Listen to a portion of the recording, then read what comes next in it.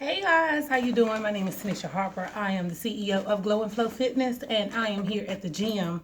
And before I get my workout in, I wanted to come to you guys because I am doing a session where people are emailing me. My email is glowets, GLOWETTES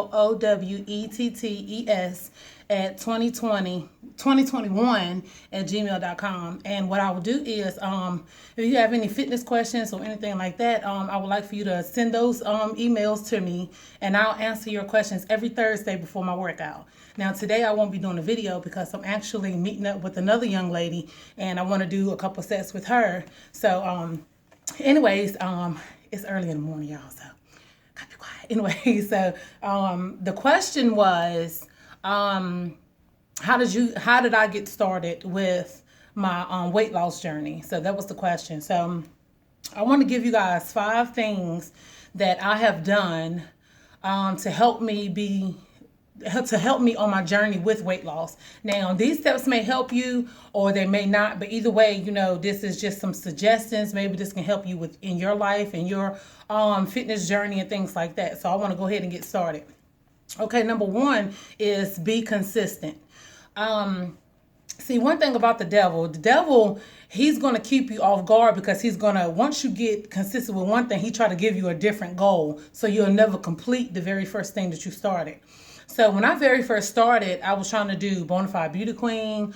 I was trying to do Team Redemption, and I was trying to do Glow and Flow Fitness. And I was just doing too many things, but I wasn't mastering either one. I was here, there, and I wasn't realizing that there are people that's in your life that's kind of counting on you to be consistent. So if one day you're doing fitness and then you just stop doing fitness and you start doing something else, you may have motivated somebody else to start, but being that you quit, they have quit. And so we have to realize we have to keep being consistent, because once you start taking you serious, then everybody else will start taking you serious too. So you must be consistent. If you're gonna make up in your mind to go to the gym, go to the gym. If you're gonna make up your mind to eat right, eat right. If you're gonna make up your mind to take a plant-based supplement, do that, but be consistent with it. Don't start one day and then stop the next day. You got to keep being consistent, because once you keep being consistent, other people will see that you are being serious about yourself. So it's so easy for them to grasp onto you until they can find their identity or find what they need to do as far as their fitness journey. Okay, number 2 is make a schedule. One thing I try not to do, I try not to be like a gym fanatic. Like, I try to have a set time where I go to the gym. Even if it ain't a set time, at least like far as if I say I'm going to go gym for an hour, I go to gym for an hour. I don't try to go over that time. I don't try to go beneath that time. I set my alarm and I do what I need to do. And within the hour, whatever I don't finish, I go back and finish it the next day, because being consistent is also about keeping up with time and make sure you're having a schedule. So, because I am a mom, I am a wife, I am a daughter, I am a sister, so you have to make sure that you're making time for all this other stuff before you just say, okay, I'm just going to go to the gym for 8 hours, but then you're neglecting your family, and then next thing you know it, you're divorced because you're picking the gym over your family. So you have to make sure you make a schedule of the time. Even if you don't make a schedule of the time you go to a gym, make sure you make a schedule of when you go to the gym, how long you'll stay. Don't try to be a gym fanatic, because you don't always have tomorrow, because tomorrow isn't promised. But just take it one day at a time. You don't have to be on beast mode like 8 hours straight. You can just have one effective hour that you work and you sweat and you do the things you need to do, you reach your goal, and then you go home. You have to learn to know when to start and when to quit. Okay, number 3 is the biggest one. Do not compete.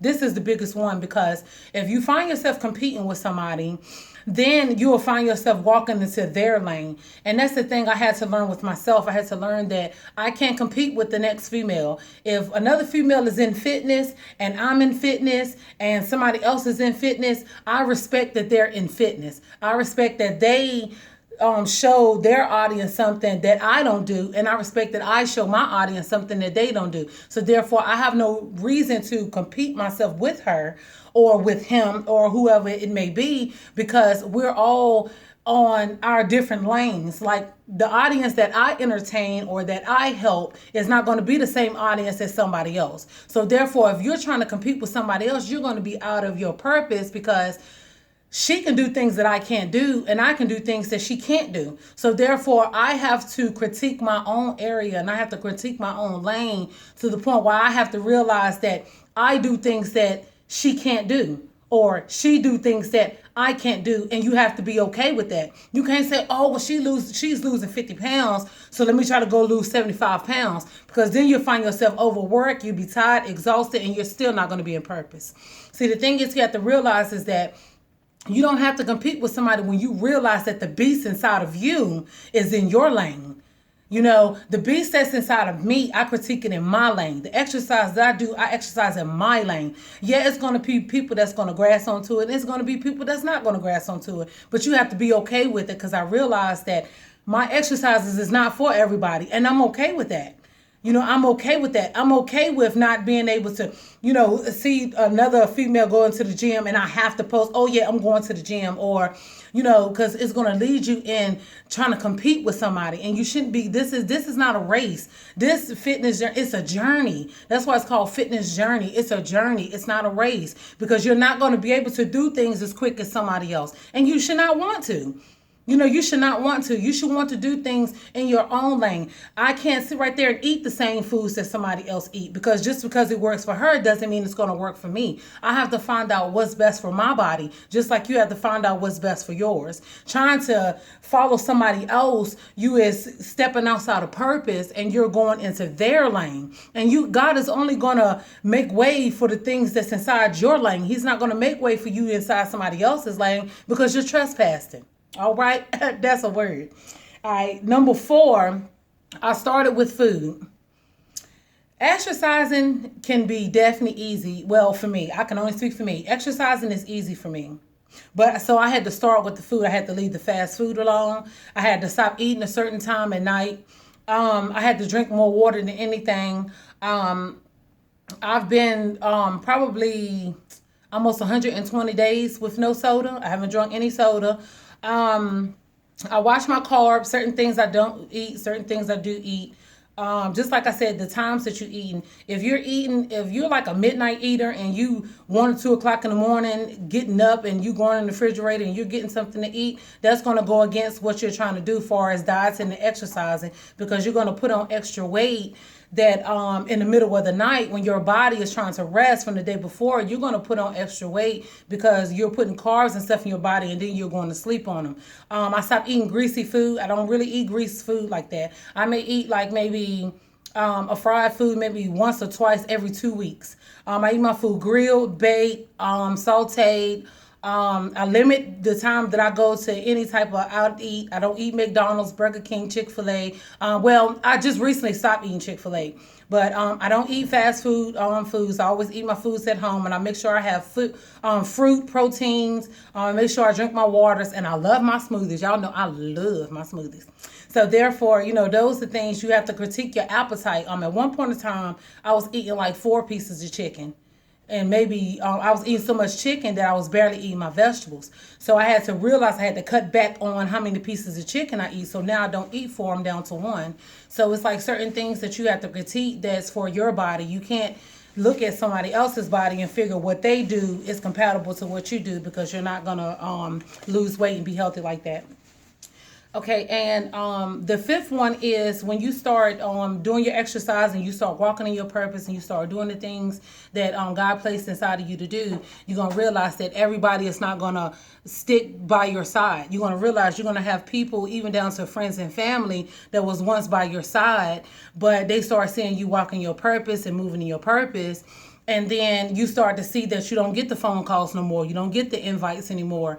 And you have to be okay with that, because a lot of things that got to do with exercise is a mind thing too. If your mind is consistent on the negative, then when it's time to exercise, you're not even going to be focused. So I have to realize focus is definitely one thing, and it is consistent of your mind. So you have to be mindful of the things that you put inside your head. When it's time to exercise, you got to have a clear conscience. You got to make sure that you're doing it for you. You have to do exercise and do fitness for you, because if you do it for somebody else, that means that you're trying to do it only to be seen. Okay, and that's not going to work, because the first time that you don't be seen, then you're going to want to quit. So you have to make sure that you're doing the exercises for you. You can't do it for nobody else. You have to do it for you. And those are my 5 things. Just like I said, I'll come every Thursday as far as I get emails to see, what questions can I answer and stuff like that. So I'll always answer Thursday before I do my exercise. Like I said, there will be no fitness exercise videos today, because I'm actually meeting up with someone here to help her during her fitness journey. So just be you. Be motivated, even when everybody else don't motivate you, because there's going to be times where people are not going to motivate you, and you have to be okay with that. And do not compete. Like, do not compete.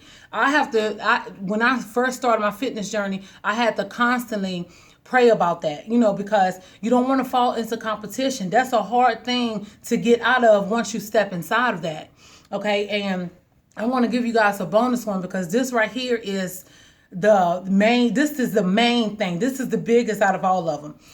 Before I started my weight loss journey, I prayed about it, and I asked God to give me his strength to help me endure and to help me to get the motivation that I needed, because there's going to be days that you're not going to be motivated. But the days you're not motivated, you have to be dedicated. You have to be determined. You have to set in your mind that this is what you want to do, and you have to go with it, because you can't let no distractions come into you. You can't let the devil start whispering in your ear telling you what you can't do. When you don't feel like you can get up and do this, you have to ask God for his strength. God will give you his strength to keep going. It's days where I did not want to come to the gym. I was dreading coming to the gym. Even sat in my car like 10 minutes, like, do I really want to go in here? But once I got in here, once I started doing the first exercises, once I started being motivated, I started realizing this is what I love to do. You have to love to do it. You can't do it for nobody else. You have to do it for yourself.